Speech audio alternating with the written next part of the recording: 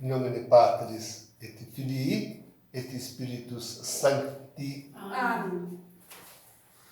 Estamos hoje, então, na quinta-feira da quarta semana da Quaresma. Celebramos Santo Isidoro, um doutor da igreja. Veja que importante doutor ele foi para toda a Espanha, hein? Bah, grande obra que fez este homem. E hoje precisamos também de grandes doutores e mestres, não há dúvida. Queridos, é que de vez em quando alguém me afronta. O que se diz por aí é justamente que não posso falar contra Bergoglio, porque só um sucessor, só um outro Papa, só o sucessor poderia falar contra ele. Só o sucessor de Bergoglio poderia julgá-lo. Mas isto não é verdade. Absolutamente não é verdade. E a própria história nos mostra isso. Como fica essa afirmação, por exemplo, quando a igreja teve 2 e até 3 papas? Como fica isso? Queridos, eu estive em Veneza, numa sala lá, onde foi eleito o Papa legítimo, porque a França tinha colocado lá um ilegítimo, os cardeais franceses. Eu estive lá e naquela sala onde os outros cardeais se reuniram e elegeram legitimamente um Papa. O outro estava vivo. Os dois estavam vivos. Tá? O legítimo foi eleito lá em Veneza. Tá? E agora, como fica essa afirmação? Só o sucessor pode julgar. E quando a igreja teve 3 papas, ninguém esperou a morte de ninguém. E foram os cardeais elegendo os papas. Agora, o próprio parece ter mudado a cabeça a visita, ad limina apostolorum do bispo Schneider, porque saiu a dizer que não, um papa herético, só o sucessor dele pode julgá-lo.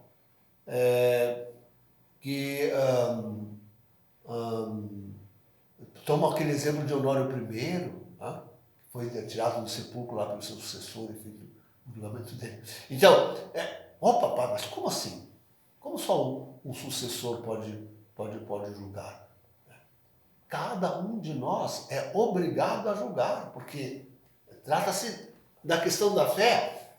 O que este homem ensina está batendo com a fé que os meus pais ensinaram lá em casa. Está batendo com a fé. Não só a história nos mostra a mentira dessa afirmação, como o que é mais importante. Não há coisa mais importante, queridos, não há coisa mais importante neste mundo do que a fé católica. Não há mais nada importante nesse mundo do que a fé católica. E a gente tem que ver o que está sendo pregado. É aquilo que Jesus ensinou, em últimas palavras, é o que Jesus ensinou. Não é nem o que os judeus ensinam. Eles mataram a Deus. São deicidas. Mataram, e estão sob o castigo da maldição do próprio Deus. E assim permanecerão, como digo, até os 3 dias de trevas. Não estão. Outras religiões, mas como assim? Olha, colocar em igualdade outras religiões.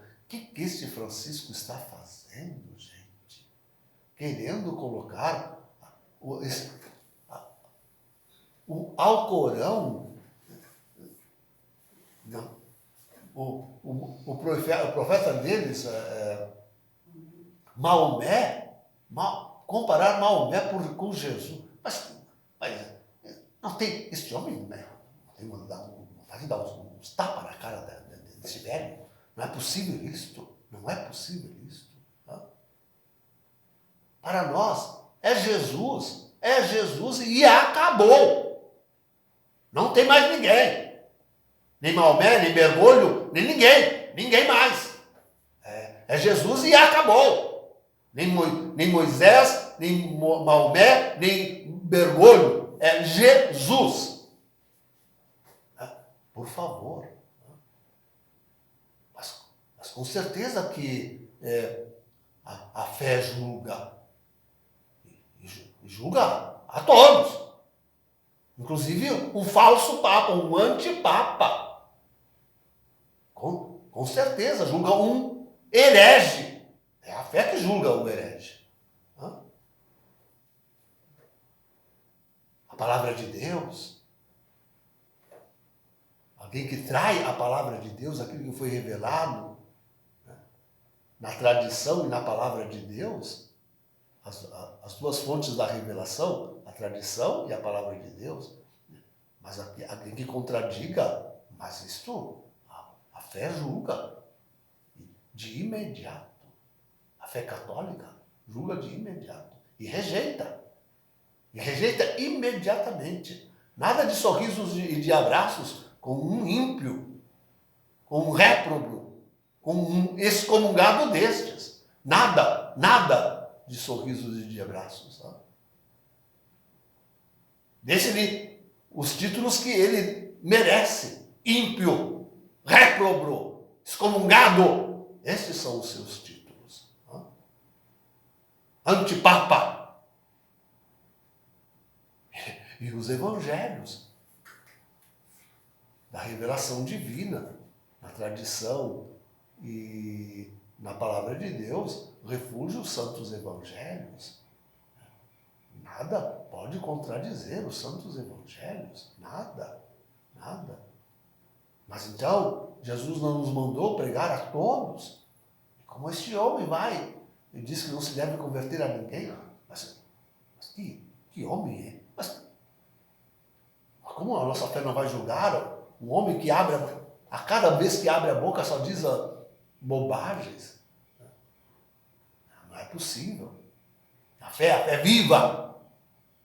A fé que hoje nós mantemos no mundo, esta fé julga e nos impõe dizer que Bergoglio é um antipapa. Nos impõe dizer que ele é um antipapa. Então, não precisa esperar por sucessor. A fé é viva, que hoje nos dirige, nos impõe este julgamento. A fé da igreja. Mas a igreja não é só aquela que está aqui. A igreja tem 2000 anos. Não é uma coisa que se inventa da cabecinha tonta de alguém hoje. Tem toda a tradição, tem toda a doutrina da igreja. Não pode contradizer isto. Agora vai inventar uma doutrina que não é celeste, que não é divina, que não é católica, que não é para todos. Dizer que não se pode converter alguém é dizer que a doutrina não é católica, isto é, não é para todos. Então, a nossa fé católica, apostólica, exige que nós julguemos este homem e reconheçamos e acusemos ele de antipapa. Com certeza. De herege, como de fato ele se mostra ser a todo passo. E temos a Sagrada Teologia. Por mais que essa teologia, essa novela teologia seja lânguida, fluida e fraca, Essa teologia que hoje corre na igreja, apesar por mais que assim seja, ela tem fundamentos sólidos e firmes nos doutores da igreja. Nós celebramos Santo Isidoro. Jamais aceitaria a heresia, jamais aceitaria a destruição da igreja que este homem provoca, jamais se submeteria a isso, ou esperaria um sucessor para julgá-lo. Mas a fé já julga, a fé da igreja, a sua doutrina já está julgando, a sua teologia já está dizendo claramente.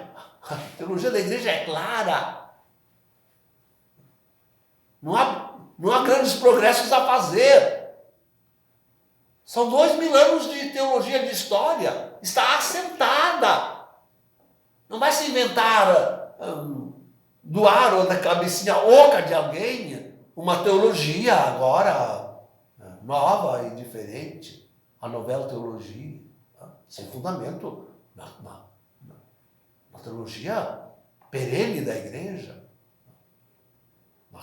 da qual despontam os dois grandes doutores, além de Isidoro, Tomás de Aquino e Santo Agostinho. E depois temos mesmo o direito. Aqui no direito é que temos a coisa, não é? Porque o direito diz que ninguém pode julgar o sumo pontífice.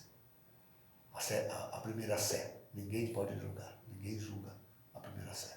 Tem um cânon no direito canônico. Digo esse que está vigindo de 83. Claro nisso. Ninguém julga o sumo pontífice. Bem, a começar a dizer que ele não é sumo pontífice. Não foi eleito canonicamente. E se eu tivesse sido eleito canonicamente, teria deixado de ser pontífice ao momento da sua primeira heresia. Naquele momento, ele teria, assim que começa a atrair a fé da igreja e a destruir o papado, vamos esperar o quê? Que a igreja esteja toda no chão? Pois já está. A igreja, já por vossa espera de um sucessor que julgue este homem, já está a igreja toda inteira, o papado e a igreja já estão derruídos, destruídos, desmantelados no chão. No chão. Então,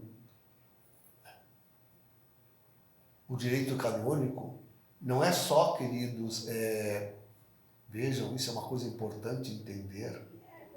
O direito canônico não é só aquele livrinho do Codices Iuris Canonici, né? Não é só aquele livrinho. O direito canônico se funda ele também numa longa tradição canônica, né?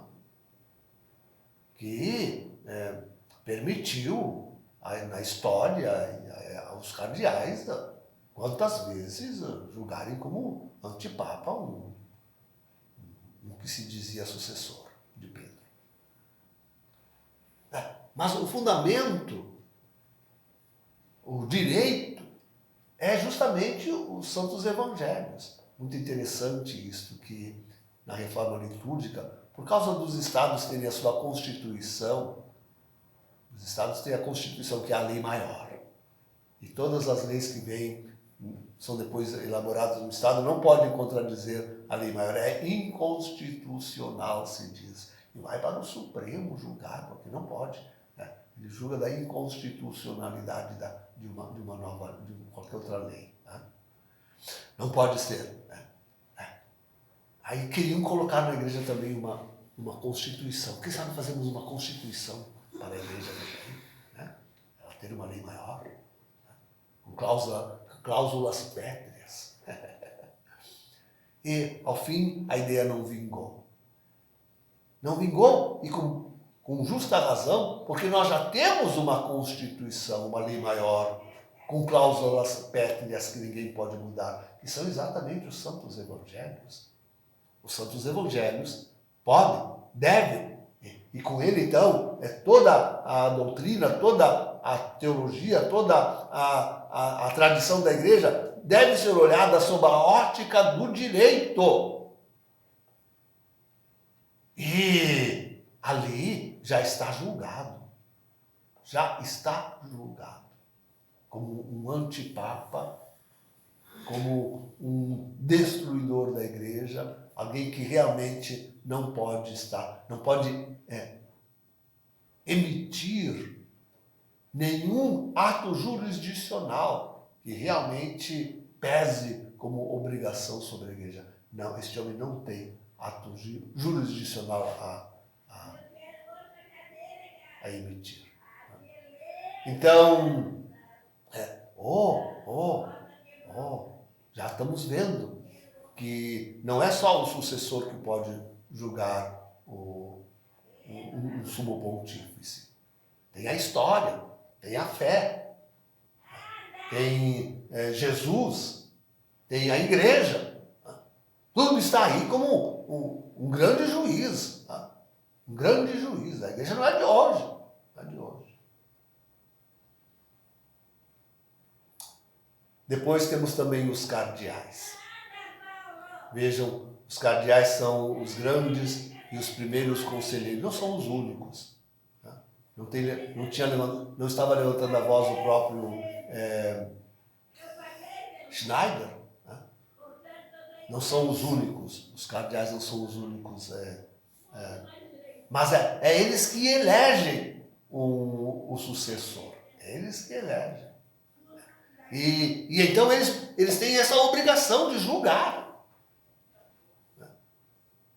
Por que na história os cardeais julgaram e se reuniram, como dizia eu, até mesmo lá em Veneza, e elegeram um Papa legítimo para a igreja? E por que os cardeais de hoje não podem fazê-lo? Deviam ter feito. Já deviam. 6 anos, queridos, com este peso sobre a igreja. 6 anos, não é brincadeira. 6 anos. Ainda ontem li um artigo pedindo paciência para a reforma de Bergoglio, porque o artigo pedia paciência para a reforma de Bergoglio, porque eram coisas fundamentais, coisas grandes que ele tinha que fazer na igreja e não podia ser assim num repente. A destruição da igreja não pode ser feita em nossas palavras, é isso. Em nossas palavras, é isso. A destruição do papado e da igreja e da humanidade, que se sustenta sobre ela, não pode ser feita num repente. Mas está fazendo.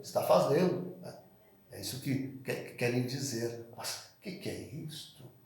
Mas os cardeais não estão vendo nesses 6 anos tudo isto. Mas não tem 3, 4 cardeais. Não precisa mais do que isso. Dentre esses 100 e tantos cardeais, não tem 3, 4 cardeais. Por que aqueles 4 cardeais, em vez de escreverem os dúbias, não se reuniram e não elegeram um legítimo sucessor para Bento XVI? Católico, de fé católica. Não um antipapa, mas um verdadeiro papa. Mas ele que vá para qualquer igrejinha aí e de lá comande. Não ganhou o Bolsonaro aqui e o Brexit e o Trump e tudo agora com as redes sociais, não precisa de grandes meios de comunicação. Faça vídeos, o verdadeiro Papa, e coloca na internet e pronto. Vai dirigir a igreja universal. Então, mas por que esses cardeais não foram machos o suficiente, homens de fé, de religião, da igreja católica? Não se reúnem? Ainda podem fazê-lo. Ainda podem fazer isso. Reúnam-se, 3, 4 cardeais.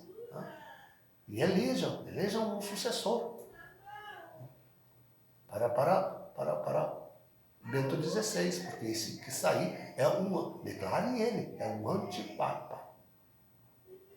Não pode ser assim. Sabíamos que eles não farão isso, os cardeais, porque Bergoglio não é só um antipapa, ele é também o falso profeta, de Apocalipse 13:11. estamos no fim, e então, mas os cardeais podiam, deviam, tinham que já ter feito isso há muito tempo. Há muito tempo. Então, os cardeais atuais, tá?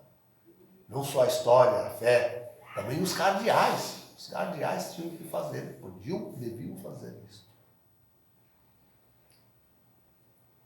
Depois, você, isto é, cada um de nós. Todos somos os juízes, queridos. Depende da nossa vida. A nossa vida eterna está dependendo deste juízo. Todos nós temos. Quem sou eu para julgar? Cada um de nós está diante de Deus e precisa julgar neste momento histórico, em toda a sua vida. É a fé católica aquela que tu recebeste dos teus pais. É aquela que tu recebeste da verdadeira igreja católica. É essa a fé que está em jogo. Tu não podes ficar esperando a igreja ser destruída, o papado ser destruído, para esperar que venha, talvez, como direi daqui a pouco, um futuro papa para julgar este que está aí. Não, julga tu. Tu estás diante de cada pessoa. Olha, isso é muito importante no momento presente da história. Cada um está diante de Deus, diante da igreja, diante da história, e precisa tomar a sua posição. E está tomando. Se tu, meu irmão, minha irmã, padre, bispo, não viste ainda o que acontece na igreja, se tu, Ratzinger, não viste nesses 6 anos o que acontece, o que está acontecendo na igreja e o que se promete ainda mais, mas então tu te estás associando a este homem. Tu estás te fazendo um destruidor da igreja. Tu estás trilhando o mesmo caminho de precipício infernal que este homem. Aqui se joga com a salvação eterna. Não se brinca com Deus, nem com a igreja, nem com a sua igreja. Não se trata a igreja santa de Deus assim como se fosse algo qualquer. Trata-se da salvação eterna. Cada pessoa está obrigada a parar depois desses 6 anos e pensar, escuta, eu devo abrir os olhos e ver o que está acontecendo e tomar a minha posição. Solene, forte, bem fundamentado em tudo isso que tenho dito. Tudo isso que tenho dito. Então, não é só o sucessor, é também a história, a fé, são os cardeais, cada um precisa julgar. Mas a grande questão, e esse é o calcanhar de Aquiles, né? A grande questão é que, e se nós estamos no fim dos tempos, se é realmente o fim do mundo, e se não houver mais muitos anos pela frente, e se afinal Bergoglio é o último, um dia haverá um último Papa, um dia haverá um último Papa ou antipapa que seja, haverá um dia um último. Vamos esperar que sucessor para julgar. Vamos esperar que sucessor para julgar. E se Deus permitiu que justamente o último fosse um réprobo, um ímpio, como se está mostrando no Bergoglio, um antipapa, como é Bergoglio. Se Deus permitiu isto, mas então, a geração, aqueles que vão viver, vão se lançar todos ao inferno com esse ímpio, com esse réprobo, porque tem que esperar um sucessor que não virá, não haverá sucessão, é o último. Um dia tem que vir o último, gente. Que é isto? Pensem. É lógico, é uma coisa de questão lógica. Um dia terá o último. Aquele que estará aí quando Jesus voltar. Ou não, porque Bergoglio não estará aí quando Jesus voltar. Não, a sede estará vacante. Como está vacante hoje. Como está hoje, já está hoje vacante. Então, se for o último, como de fato o é, vão esperar o quê? Que sucessor? Mas é o último. Não haverá sucessor para julgar. Tu tens que julgá-lo. Agora tu tens que julgá-lo. Sob pena de te precipitares com ele ao inferno. Sob pena disto.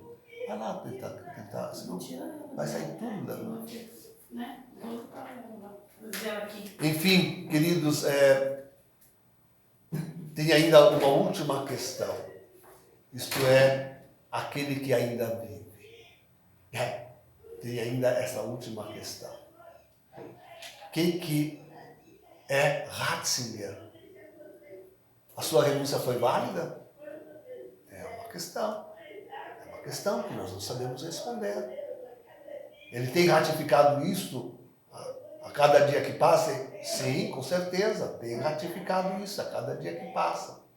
Mas não pode mudar?